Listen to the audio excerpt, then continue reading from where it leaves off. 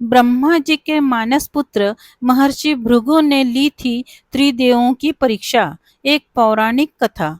एक बार सरस्वती नदी के तट पर ऋषि मुनि एकत्रित होकर इस विषय पर चर्चा कर रहे थे कि ब्रह्मा जी, शिव जी और श्री विष्णु में सबसे श्रेष्ठ कौन है। इसका कोई निष्कर्ष न निकलता देख उन्होंने त्रिदेवों की परीक्षा लेने का निश्चय किया और ब्रह्मा जी के मानस पुत्र महर्षि भृगु को इस कार्य के लिए नियुक्त किया। महर्षि भृगु सर्वप्रथम ब्रह्मा जी के पास गए। उन्होंने न तो प्रणाम किया और न ही उनकी स्तुति की।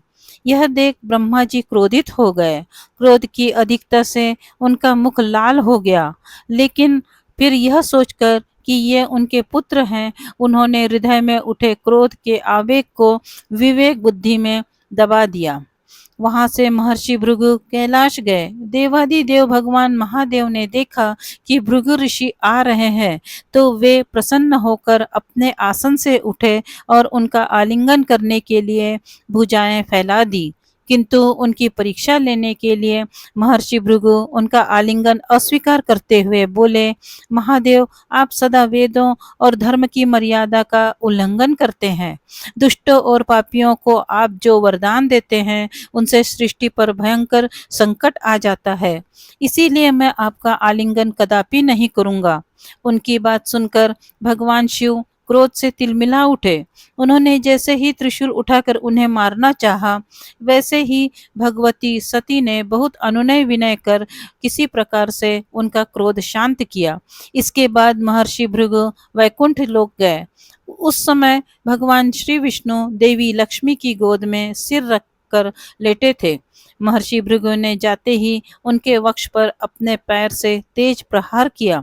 भक्तवत्सल भगवान विष्णु शीघ्र ही अपने आसन से उठ खड़े हुए और उन्हें प्रणाम करके उनके चरण सहलाते हुए बोले, भगवान, आपके पैर पर चोट तो नहीं लगी?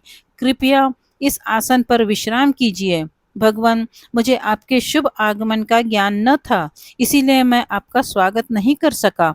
आपके चरणों का स्पर्श तीर्थों को पवित्र करने वाला है। आपके चरणों के स्पर्श से आज मैं धन्य हो गया। भगवान विष्णु का यह प्रेम व्यवहार देखकर महर्षि भृगु की आंखों से आंसू बहने लगे। उसके बाद वे ऋषि मुनियों के पास लौट आए और ब्रह्मा जी, शिव जी और श्री विष्णु जी के यहाँ के सभी अनुभव विस्तार से बताए। उनके अनुभव सुनकर सभी ऋषि मुनि बड़े हैरान हुए और उनके सभी संदेह दूर हो गए। तभी से वे भगवान विष्णु को सर्वश्रेष्ठ मानकर उनकी पूजा अर्चना करने लगे।